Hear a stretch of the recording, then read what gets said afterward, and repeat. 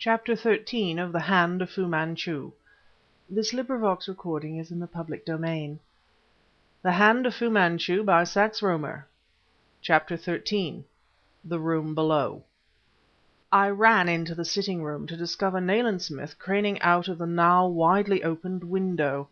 The blind had been drawn up, I did not know by whom, and, leaning out beside my friend, I was in time to perceive some bright yellow object moving down the grey stone wall. Almost instantly it disappeared from sight in the yellow banks below. Smith leapt around in a whirl of excitement. "Come in, Petrie!" he cried, seizing my arm. "You remain here, Weymouth. Don't leave these rooms, whatever happens." We ran out into the corridor. For my own part, I had not the vaguest idea what we were about. My mind was not yet fully recovered from the frightful shock which it had sustained, and the strange words of the dying man, the golden pomegranates, had increased my mental confusion. Smith apparently had not heard them, for he remained grimly silent, as side by side we raced down the marble steps to the corridor immediately below our own. Although, amid the hideous turmoil to which I had awakened, I had noted nothing of the hour. Evidently the night was far advanced. Not a soul was to be seen from one end of the vast corridor in which we stood, until, on the right-hand side and about halfway along, a door opened and a woman came out hurriedly, carrying a small handbag. She wore a veil, so that her features were but vaguely distinguished, and her every movement was agitated, and this agitation perceptibly increased when, turning, she perceived the two of us bearing down upon her. Nayland Smith, who had been audibly counting the doors along the corridor as we passed them, seized the woman's arm without ceremony and pulled her into the apartment she had been on the point of quitting, closing the door behind us as we entered. "Smith," I began, "for heaven's sake, what are you about?" "You shall see, Petrie," he snapped. He released the woman's arm, and pointing to an armchair near by, "Be seated," he said sternly. Speechless with amazement, I stood with my back to the door, watching this singular scene. Our captive, who wore a smart walking costume and whose appearance was indicative of elegance and culture, so far had uttered no word of protest, no cry. Now, while Smith stood rigidly pointing to the chair, she seated herself with something very like composure, and placed the leather bag upon the floor beside her. The room in which I found myself was one of a suite almost identical with our own, but from what I had gathered in a hasty glance around, it bore no signs of recent tenancy. The window was widely opened, and upon the floor lay a strange-looking contrivance, apparently made of aluminium. A large grip, open, stood beside it, and from this some portions of a black coat and other garments protruded. "Now, madam," said Nayland Smith, "will you be good enough to raise your veil?" Silently, unprotestingly, the woman obeyed him, raising her gloved hands and lifting the veil from her face. The features revealed were handsome in a hard fashion, but heavily made up. Our captive was younger than I had hitherto supposed, a blonde, her hair artificially reduced to the so-called Titian tint. But despite her youth, her eyes, with the blackened lashes, were full of world-weariness. Now she smiled cynically. "Are you satisfied?" she said, speaking unemotionally. "Or," holding up her wrists, "would you like to handcuff me?" Nayland Smith, glancing from the open grip and the appliance beside it to the face of the speaker, began clicking his teeth together, whereby I knew him to be perplexed. Then he stared across at me.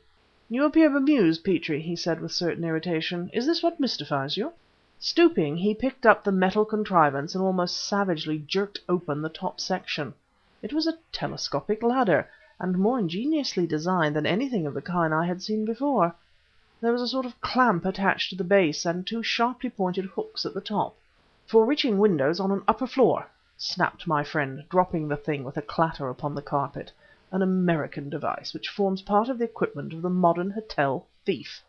He seemed to be disappointed, fiercely disappointed, and I found his attitude inexplicable. He turned to the woman, who sat regarding him with that fixed, cynical smile.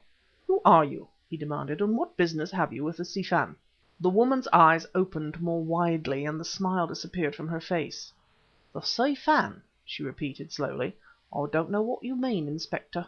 "I am not an inspector," snapped Smith, "and you know it well enough. You have one chance, your last. To whom were you to deliver the box? When and where?" But the blue eyes remained upraised to the grim, tanned face, with a look of wonder in them, which, if assumed, marked the woman a consummate actress. "Who are you?" she asked in a low voice, "and what are you talking about?" Inactive, I stood by the door watching my friend, and his face was a fruitful study in perplexity. He seemed upon the point of an angry outburst, then, staring intently into the questioning eyes upraised to his, he checked the words he would have uttered and began to click his teeth together again.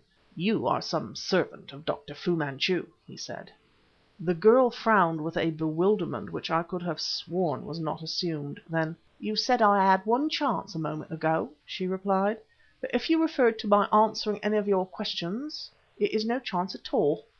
We've gone under and I know it, and I'm not complaining, it's all in the game. There's a clear enough case against us, and I'm sorry." Suddenly, unexpectedly, her eyes became filled with tears, which coursed down her cheeks, leaving little wakes of blackness from the make-up upon her lashes. Her lips trembled and her voice shook. "I'm sorry I let him to do it. He'd never done anything, not anything big like this before, and he never would have done if he'd not met me." A look of perplexity upon Smith's face was increasing with every word that the girl uttered. "You don't seem to know me," she continued, her emotion growing momentarily greater, "and I don't know you, but they will know me at Bow Street. I urged him to do it, when he told me about the box today at lunch.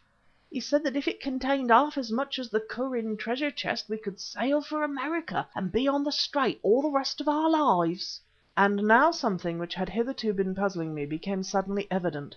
I had not removed the wig worn by the dead man, but I knew that he had fair hair, and when in his last moments he had opened his eyes, there had been in the contorted face something faintly familiar.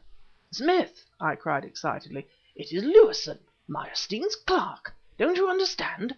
Don't you understand?" Smith brought his teeth together with a snap and stared me hard in the face. "I do, Petrie. I have been following a false scent. I do." The girl in the chair was now sobbing convulsively. "He was tempted by the possibility of the box containing treasure," I ran on, "and his acquaintance with this lady, who is evidently no stranger to felonious operations, led him to make the attempt with her assistance. But—" I found myself confronted by a new problem. What caused his death? "His death!" As a wild hysterical shriek the words smote upon my ears. I turned to see the girl rise tottering from her seat. She began groping in front of her blindly, as though a darkness had descended. "You did not say he was dead?" she whispered. "Not dead?